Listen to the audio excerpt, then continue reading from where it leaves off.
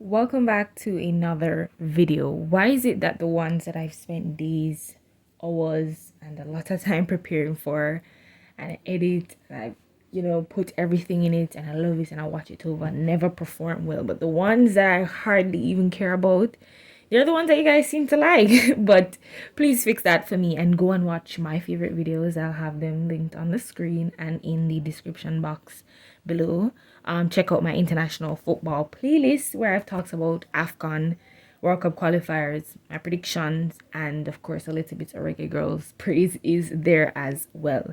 Now, the last World Cup video I did was in July. It feels like yesterday to me how much time has passed and how quickly the year has already been wrapped up. When I did that in July, it felt like the World Cup would take forever to come. So my thoughts haven't changed. So watch that video for my predictions because I don't think I have anything other to add. However, in this video, I'll just be talking about some recent happenings, news, and give my take on it, or 2 cents on it, I should say.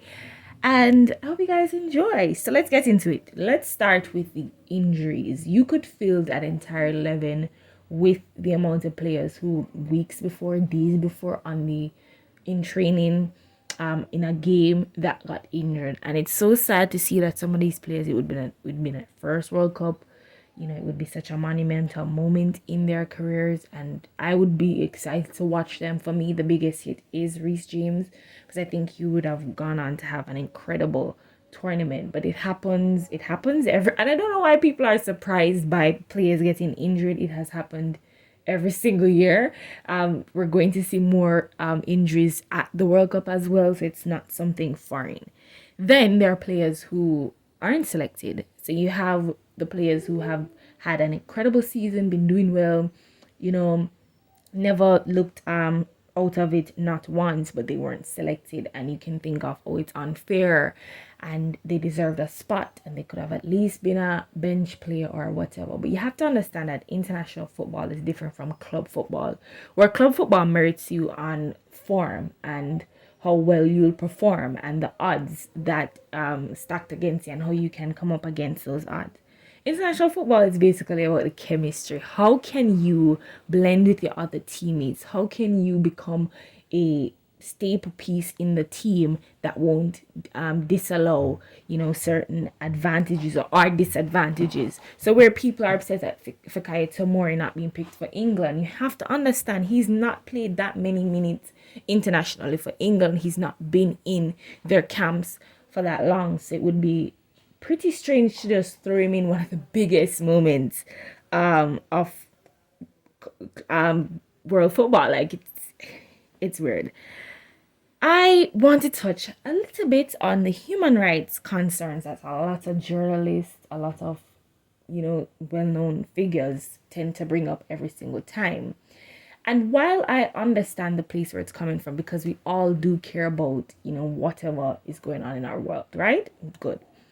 But I'm just so tired of the hypocrisy, because the World Cup, this is not the first time the World Cup is being played at a problematic country. This is not the first time the World Cup is being played at an inhumane country. So why is it now that this is the hill people are willing to die on? This is the country that they're boycotting. They're not going to watch. They're not want to be involved in. When we've sat and watched it being kept at so many other different countries, so many other different scandals have come out during those times, and we all stay quiet. Miss me with that. It comes off performative. Speaking of performative, there has been so many comments coming about the LGBTQ protest that will be happening, or that some teams are going to have. And my thing is, the country has their rules and they have their regulations and they have their beliefs and their practices. Why would you go there and go against that? I get the place where it's coming from, because I am a big advocate for the LGBTQ plus community. But I would not want to be in a harmful situation in a harmful country such as that, where they had already stated, it's not like you didn't know and you go there and you're, for a cause, and you're for a cause. It's literally known. And that's come from Denmark. Earlier in the year, Denmark's captain, and sorry if I'm being misquoted here, or somebody from the team, said that they would be in solidarity with the LGBTQ plus community and they'll be protesting. It comes off performative. You know what the real protest and the real action is? Not attending. That is how you show that you do not, your views don't align with Qatar. Not showing up. But going there and disrespecting their culture and protesting is a bit performative to me. And then you have Harry Kane from England. He's like, oh, we're gonna wear a rainbow armband, or we're going to, have a moment for it. Again, disrespecting a culture and a country that has already set their rules. And if you can't abide by it, I don't think you should show up. That's the real protest, not being there, not subjecting yourself to that environment. That's a boycott, right? That's the real way it's supposed to be done. And I have to bring a point that Hugo Lloris made, where if you have a country and you want people to come there and respect it, you have to respect other people as well. And he made a valid point, and while it may ruffle some feathers, I don't think the LGBTQ community wants you to be going to places that are not in their interests, and it will never change for them to disrupt to make a point. You know what I'm saying? So I do agree with him in a way where you have to just respect them. You may not agree with it. You may not, same as how people who don't agree with the LGBTQ community, but you have to respect them and just know that if it's a show or a song or an artist, they won't subscribe, or they won't, get themselves involved in that piece of action. So same here. You don't agree with the Qataris, don't go to the World Cup. Boycott it and be real and stand on what you believe in. Now, the official song. I have tried. I listened to it the first time it came out. I cried. It's bad. Yeah. No disrespect to the artists. I'm sure that they're successful in their own right. I love Davido. He's one of my favorite Nigerian artists. So I was happy to see him, but it really left a bitter taste in my mouth. I didn't like it, especially when we've had so many instrumental, so many big and illustrious songs that have changed the trajectory of World Cup songs. I don't think any song will be Waka Waka. The Coca-Cola ad, that was a great song. The Jason Derulo song, I like that. It may not have been as big as before other songs before, but the point I'm trying to make is when you've had songs from a Shakira, from a Pitbull, from a Jason Derulo, from that one guy, to follow it up with this, it's a letdown. I expected better from it. And expecting better, they could have at least got speed. His World Cup song is as enjoyable, as funny, and will have an impact on social media and people. Not to mention, if they were going for something fresh and new, you could have a Burna Boy, you could have a Doja Cat, you could have a Dua Lipa, even though she as well says she's not performing and she's not going to support them. You could even have a Weekend, the Post Malone. There's so many different and talented artists that I know could have given us a bop. So it's a letdown for me, personally. I have to talk about the promotion. Everybody keeps talking about why there is no hype around it, and I think it brings question into, we all grew up remembering when there's a World Cup, there's multiple different ads running, there's multiple different activities happening around it. And while in today's era social media is a bigger thing and you'd expect it to be a bigger thing, I don't think a lot of media companies have been doing a good job building up the hype. I don't think sports brands have also. I think there are a few ads out there in relation to the World Cup, but it's not as good and as big and as global as before.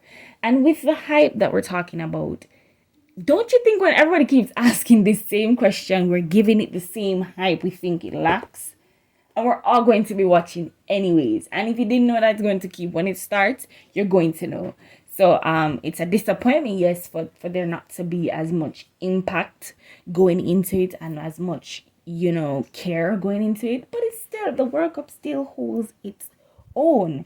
Another point I want to talk on is the trouble in paradise for France and Portugal. France, injuries after injuries leading up to the World Cup, they always come with their back room drama as well, so that is expected, not to mention the winner's curse. I do think France is going to come into this World Cup with a little bit of problems, while their stars are going to shine and perform. I don't think I don't think it's going to be a good tournament for them. And I mentioned Portugal because this is in recent light of Ronaldo's comments. And we all see the training videos every single day of Diego Dalot or Bruno Fernandes or Joao Cancelo. And nobody seems to be, in his good graces, or he's not in their good graces, I might say, because of his comments and the behavioral attitude of what those comments means.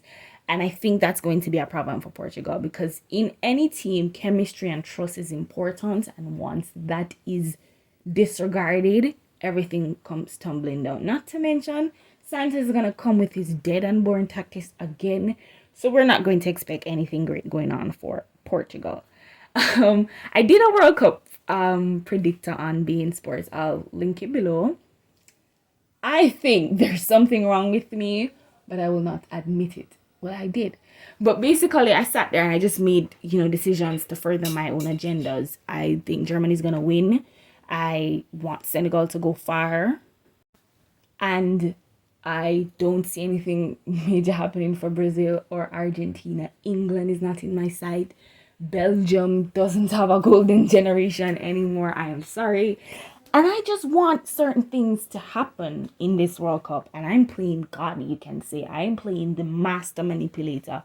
And my predictions will come true in some form or style. But let me know if you guys disagree with what I have predicted. And what's your prediction? Go and play the predictor. It's fun. It's really a fun time to do. And I'll end on this note about the hype around certain teams. I'm talking about the Brazil, the England, the Argentina.